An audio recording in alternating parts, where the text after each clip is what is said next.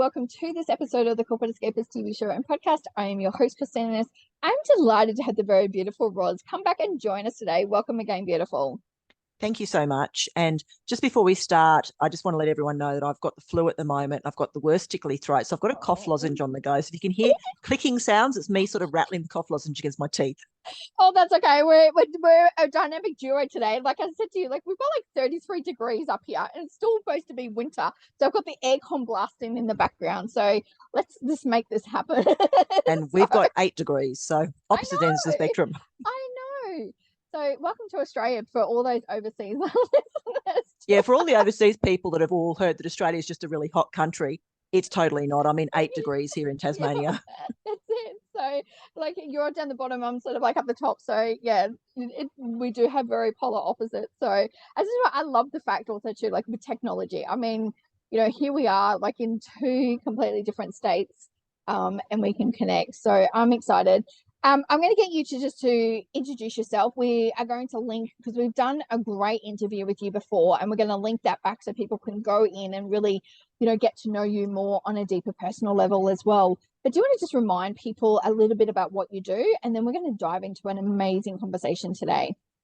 Yes, of course. So I run a consulting business called Shaping Change, which is organisational development consulting, which is, you know, all the stuff like strategy, culture, leadership development, team building, diagnostic work, all kinds of things. It's a very broad portfolio, but it's, you know, kind of my bread and butter and it's what I love doing. And I'm also the creator of the Women's Leader Archetypes, which is a model and assessment tools for women in leadership. And look, women across all spheres of life, because you don't have to be in a hierarchical leader role to be a leader, as we all know. So that's been a big part of my life since about 2016. So, and it's getting to this sort of exciting end of really getting it out to the world now. So got lots of really fun things on the boil. I love it. So we're going to talk about women in leadership. And one of the things that has been coming up a lot is when I talk to, especially women in business, they're like, I'm not a leader. However, I think every business owner is a leader, because you're leading the business to where you want it to go. So you may not have staff, however, you're leading this sort of movement, you're leading the business, the product, the service that you're delivering with it. So there is leadership in every single business owner.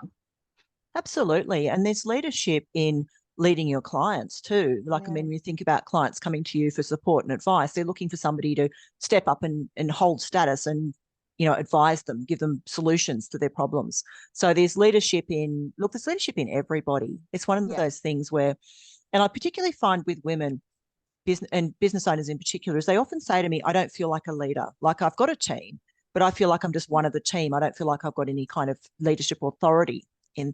And that's actually pretty normal for women. When women work together, we tend to be very collaborative and we tend to work together sort of across the whole team, and we don't necessarily have a specified leader per se.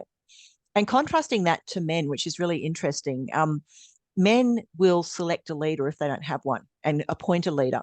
And I remember many years ago, I started working in an organisation and I got introduced to one of the teams, and they were a team of sales guys. So they didn't spend a lot of time in the office. They just had their car and their laptop and off they went and did the stuff.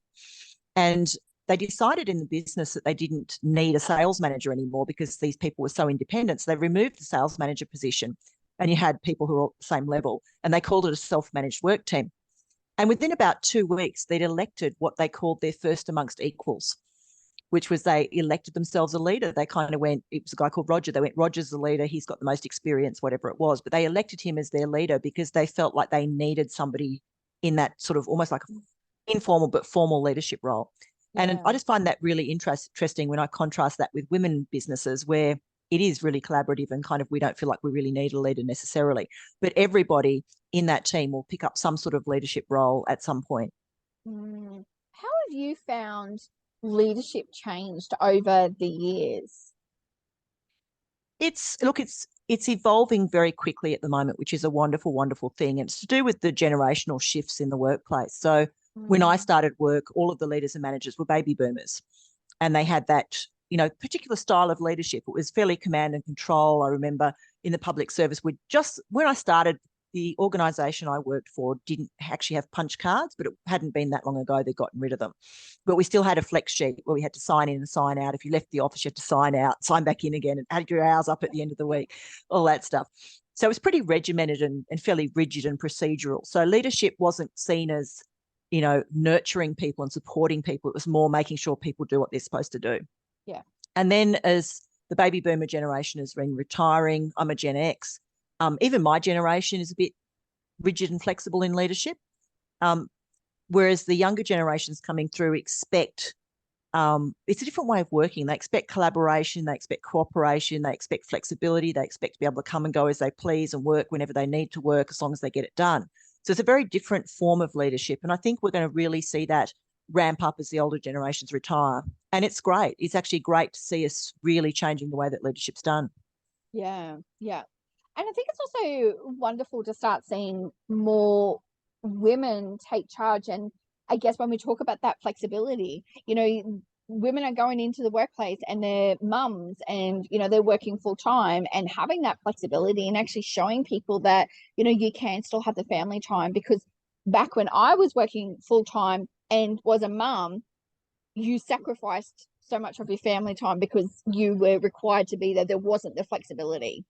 Yeah, absolutely. And me too. I was in that boat. And I remember the childcare centre closing at 6 o'clock. And I remember it getting to about 5:45. And I said to my boss, I've got to go. And he's like, I'll get the kids and bring them back. And I bought them KFC on the way back from the childcare centre and put them in the conference room with a bucket of popcorn and KFC, and put a video on the Disney video on the big screen TV so they could stay out of my hair while I finished my work. And you're right, as women step into leadership roles in organisations, because we've been there, done that, we create that flexibility for other women. It's this sort of sense of valuing family time and recognising that work isn't that 80-hour week, that sort of hustle culture all of the time that it used to be. So, but we're still really underrepresented. Women are still very underrepresented in a lot of industries, and that's something that we really need to work towards. Yeah. What's one of the skills that you think, as women stepping into that leadership role, need to, I guess, I wouldn't say embrace, but more understand, so that they can actually be a more effective leader as well? Because there's still a Look, man's world in a lot of places. absolutely. And look, one of the big things, and it's something that I do work with women a lot on, is political intelligence, which is understanding how the politics of your organisation works. Because every organisation is political. Some are extremely political. Big government departments, that sort of thing, are incredibly political. But even your small businesses can be as well. And politics are what gets stuff done. Yeah. We know that. Politics is about influence. Politics is about, the conversations that get had, the meeting outside of the meeting. So by the time you get to the meeting, everybody's already decided how they're going to vote or whatever it is, because we've had the conversations outside of the meeting. And if you've ever been blindsided by something where you've gone into a meeting and you've presented a great idea and it stands on its merits, you've done the work, it's fantastic, and then everyone says no and you don't know why, it's because the politics have been at play behind the scenes. Yeah. And so that's one of the biggest things that women in particular need to learn and be better at, is managing the politics inside the organisation, because you can't not play. It's like a chess game. And if you're not a player, you're just one of the pieces. You can't opt out. There's no sitting on the sidelines with political intelligence. You've got to be in the game. Yeah. And a lot of women find it, the idea of it, uncomfortable. It's like it's a bit skeezy, and because we've seen politics used for evil, but it's just a tool. It's a neutral tool. It's about how it gets used. So there's a lot of value in women learning how to use it for good, and really stepping up and going, I can work this to my advantage. I can get things done for the right reasons, as opposed to getting it done for self-interest. Yeah, absolutely. How much do you find that confidence plays in the leadership role? Because you can see a lot more people with a higher level of confidence get the leadership roles. Yes, and it's kind of a shame, isn't it? It really is. We've become a very personality-driven culture where people get rewarded for personality, not for, not for character. And we do find that. We find that the loudest people, it's why there's a bit of a misconception that extroverts make better leaders. They actually don't, but they do tend to get promoted more because they're louder and they're more visible. Yeah. And a lot of leadership and getting promoted tends to be about that sort of visibility piece. So again, it's a really good learning for women about learning to have a voice and to stand up and to be confident, to ask for the things that they want, because women tend to sit back and assume that our work will speak for itself. It's like, if I show up and do great work, I'll be rewarded. But it doesn't work like that. And that's the politics of it again, is it doesn't work like that. And you've got to advocate for yourself. And we know from research that women won't apply for jobs unless they feel 110%, capable. They'll look at it and go, oh, there's one thing on the position description I can't do, I better not apply. Whereas, men will look at it and go, I got 60%, I'll chuck my hat in the ring and have a go. And you look at people like Richard Branson, who's amazing, and he started an airline just off the back of the fact that a flight got cancelled, and he went, well, there's got to be a different way to get to where I'm going. Started an airline, So there's a lot of sort of self-belief and confidence in that. He kind of went, I'm a smart guy, I can figure this out. And that's something that, again, I believe that women need to work more on. It's this, even if you don't think you can do it 100%, get in and give it a go. Yes. Yes. I wish I had you in my, like when I was back in my leadership in my corporate role, because I'm like going, everything that you've said, I'm like going, oh my goodness, that is everything. We had a meeting to plan for a meeting, or, and then they're like going, oh, you have to vote this way, or you need to do it this way. And it was really difficult. But then I also, on the other end of it, I experienced the burnout side, because you were giving so much to the role, trying to prove yourself, like being a woman in leadership. Yeah. And that's a real challenge for women, is that it's that feeling that you have to work twice as hard and do twice as good work as a man in order to be seen as half as good. And that's very true. Women work really hard and they put in and they do burn themselves out. They give way too much to an organisation because, like I said, it goes back to believing that if we work hard, our work will speak for itself. And sadly, it just doesn't. There's all of the politics and the things that go around behind it. And if you've ever watched a promotion and gone, how did that average guy get that job? When there's some really incredibly capable, smart women who were passed over. And it's get back to that confidence thing. And also, there's the tendency in organisations for people to promote people who are just like them. And the people who are just like them, if you've got an entirely male leadership, they will promote other men because it feels more comfortable. It feels safer. He's just like us. We know he'll be fine, Yeah. Yeah, absolutely. So what advice would you give to somebody who is stepping into their career, whether it's starting a business for themselves or in that, corporate career, and they see that leadership within their vision of it? What advice would you give to somebody? Regardless of where you want to go, whether you want to be a leader inside a business or you want to start your own business, really a lot of it comes down to self-belief. Yeah. It's a tough world out there. Leadership is challenging. Difficult things come up, crises happen. There's going to be a lot of things that you have to deal with. And a lot of it is about that belief. It's like trust yourself, trust your process. Yeah. It's like something like I often say to people who are struggling with confidence. I had one just the other day who was, can't remember the situation now, but struggling with self-confidence, and went, I don't know if I can do this. And I went, you know what? You're a smart person. You can figure this out. They gave you that promotion because they believe that you can do a great job in this. You're smart. Yeah. Put your problem-solving hat on and get on with it. Yeah. Yeah.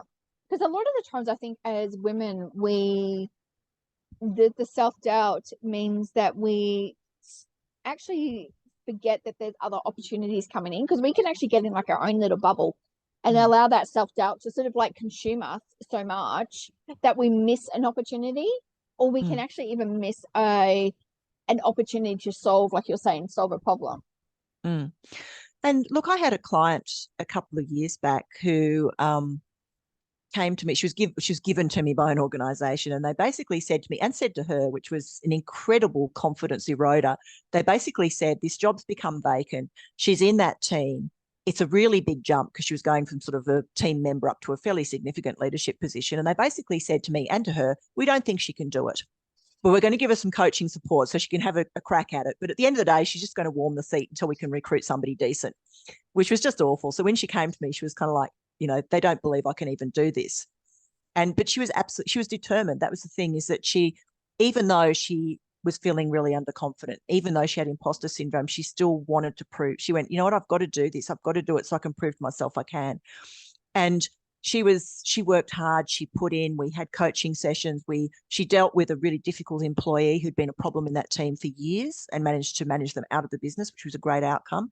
She negotiated a really big deal for the organisation. And when the job, after the sort of 6 months was up that she was acting in the role, she went through an open recruitment process and won the job. Wow. which was amazing. But it was basically her going, you know what, I'm going to put aside this doubt and this feeling that I can't do it, and even the organisational narrative that I can't do it, Yes. and believe in myself and step up and actually grab this thing by the throat and get it done. And it was awesome to watch. She really, I mean, she every time she came for coaching, she was like, okay, I've got this problem. We worked through it. But it was her shift in that, it was like that shift in belief where she went from, oh my God, I can't do this, to, you know what? I'm going to give it a go. And if it doesn't Yeah. work out, that's fine. I'm in the job for 6 months and I'll get lots of experience and I'll learn a lot. So if I don't end up being successful, that's fine too. It's still the process will have been a great one. Yeah, absolutely. Do you also find that when we're in that leadership role, also as women, we're scared to make a mistake? But like, I mean, for me, I was very scared. Now I'm like going, oh, well, I see a mistake going, well, that's just a learning lesson now that I've got to like come through.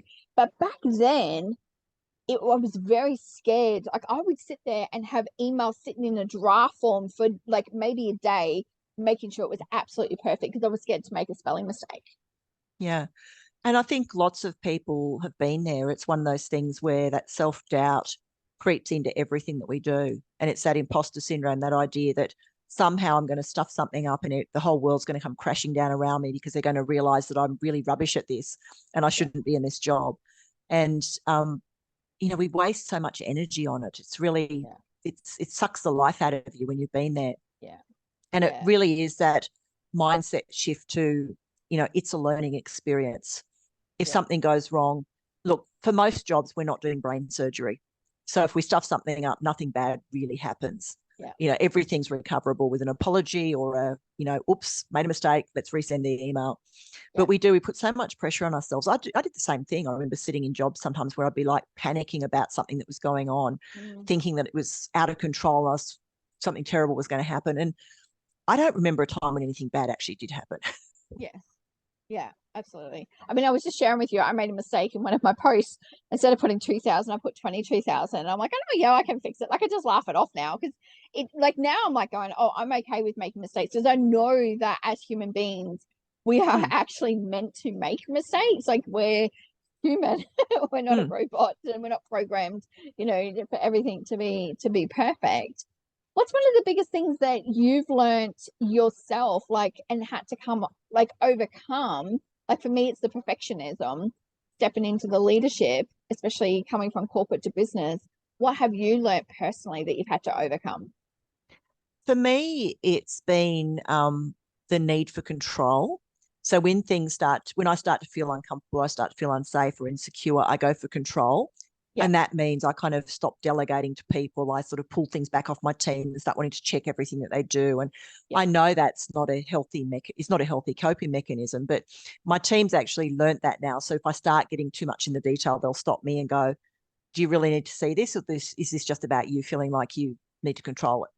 So they've gotten really good at giving me that feedback. But that's been the biggest thing for me to let go of, is the fact that, particularly when you're in business for yourself, there's a lot of things you can't control. Yeah. You send out a proposal and the client never gets back to you. It's like you've got no control over that. And I used to sweat over those. Like early in the business, I sent out a proposal and nothing had come back. And I'd be like, they hate it. There's something wrong with it. I've overquoted or underquoted or done something or stuffed it up. And now I send it out. And we check in 3 times with three strikes and you're out rule. Yes. And if we have nobody's responded after 3 emails, we just go, just let it go, delete it off the list. It's gone. Yeah.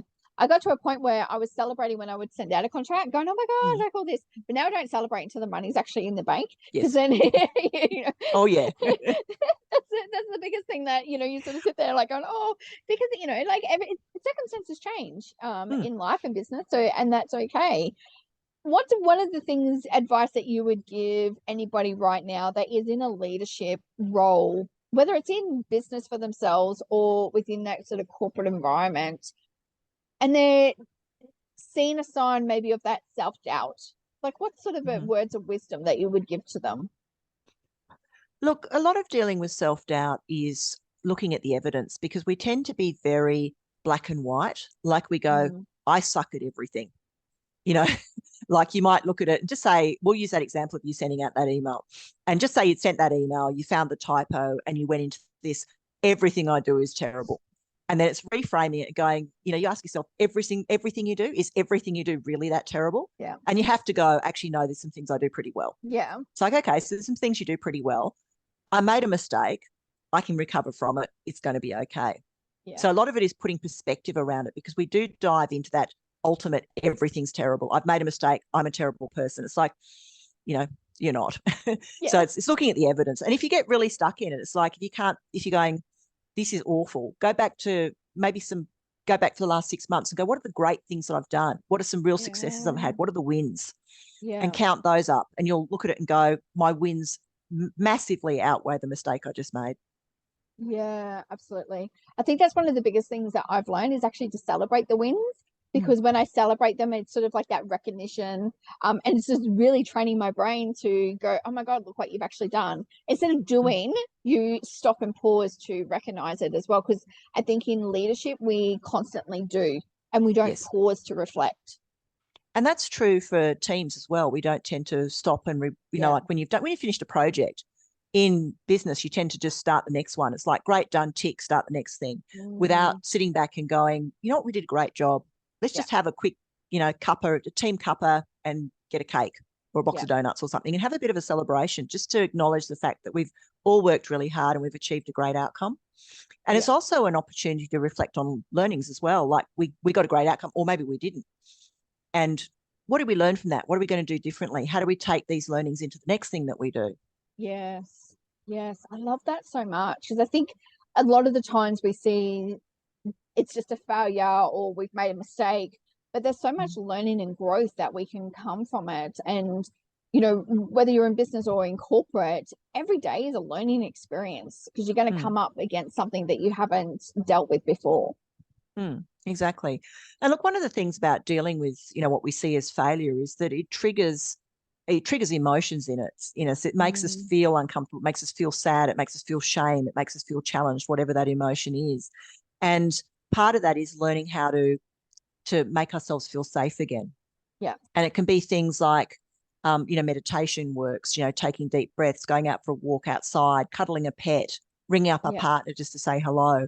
It's like, bring yourself back to that space of safety again, so then you can reframe it in a more positive light rather than feeling that everything's negative. Yeah. And even things like, thinking about a person or a place in your childhood that made you feel great or made you feel safe. And I always go back to my grandfather, because he was a wonderful, wonderful influence when I was growing up, and we spent a lot of time at my grandparents' house. And he was amazing. He was always ready for read a book, draw a picture for us, make toys. He had a woodworking shop and he used to make us wooden toys. And he made me a stable for my toy horses, and he thatched the roof with straw he'd gone and bought from somewhere.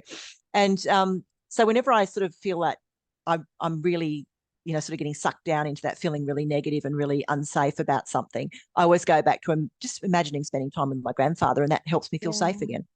Oh, I love that. I love that so much. Do you want to tell people how they can work with you? Because I really feel like anybody, especially in business as well, because like I said before, a lot of people don't realize that they're in that leadership role. But anyone who is just embarking on their corporate career, how they can work with you. And because I truly believe, I wish that I had somebody like you back when I was in my management roles as well. Yeah, look, I often think about that, my early management roles, and go, I wish I had me back then. Look, there's a number of ways you can work with me. I do have one-on-one coaching clients, and people can reach out to me through my website, or it's ros at shapingchange.com.au. I also have a kind of like almost like a starter pack, and this is for people who are maybe in their first leadership roles. Maybe the organisation isn't going to invest a lot of money in training them, and it's called the Inner Circle. And what that gives you is an online leadership learning hub, and we've got about must be getting close to 50 plus modules now of leadership learning. Plus we get 10 times a year, we don't do January or December, we've got a live webinar group training call, which is about one of the aspects of leadership, plus a monthly chat with Ros, which is kind of like my group hangout space where I hop on Zoom and people can join me for a chat. And that's only $47 a month, which is really affordable for a lot of people. So that was born out of me working with a client, and she said to me when we finished, it's been great, but the organisation won't fund any more coaching. Is there another way that I can work with you? So we kind of got the coaching for people who've perhaps, got more money to invest, and then we've got that easy entry in a circle level. Yeah, absolutely. Well, I think you're absolutely amazing. And like I said to you, I wish that you were my little guardian angel that I had back in corporate as well. So it's all lessons in life as well. So Ros, I love what you're doing. Thank you so much. We're going to pop all the links for people to reach out to you as well. As you know, we asked just a few quick questions at the end of it. So I would love to know what's one thing that you have achieved in the last 30 days that you haven't celebrated. Well, actually, that's a great question, and I've got an answer for that one. Just earlier this week, we finally signed off our women's leader archetype assessment. It's a multi-rater feedback version of it. So I mentioned it on the last podcast that I've developed this model for women. The multi-rater feedback assessment finally finished it and signed off at the beginning of this week, and we've now started benchmark testing. So that's a huge milestone. It's been over 12 months in development, that assessment tool, and lots and lots of money. I don't even want to think about how much money it's cost me, but it's huge. And I just realized when you said that, I haven't celebrated that yet. Well, I congratulate you and I celebrate you for that because I know how passionate you are about it. And I think this is going to be the big game changer that is missing out there for a lot of coaches. You know, there's so many standardized tools, but there's nothing where we've sort of benchmarked for this particular area as well. So congratulations on that. Thank you. I'm going to celebrate tonight. Yeah, absolutely. And what's one big goal that you've got now in the next 30 days that we can support you on? The goal in the next 30 days is to get the benchmarking data. So I've got to collect 50 as a preliminary benchmark, and then I'm aiming for 250 to get some decent benchmarking data. So that's something that I'm working on right now. And look, the key thing is, like we talked on the last podcast, getting this out into the world. I'm really looking for coaches, facilitators, mentors who want to use these tools in their work. They're designed specifically for women in leadership. And look, like I said, leadership's at all levels, so they can be used with all levels of people. But it's getting this out into the world in a wider context. And now we've got the multi-rater feedback assessment tool. It's going to make it even more useful for people inside organisations. Yeah, absolutely. And we're going to share a lot more about that with people as well. As you've got more information, we're going to start sharing that with people because I know that we have a lot of coaches and those coaches are looking for something new because we all talk about, a number of different things.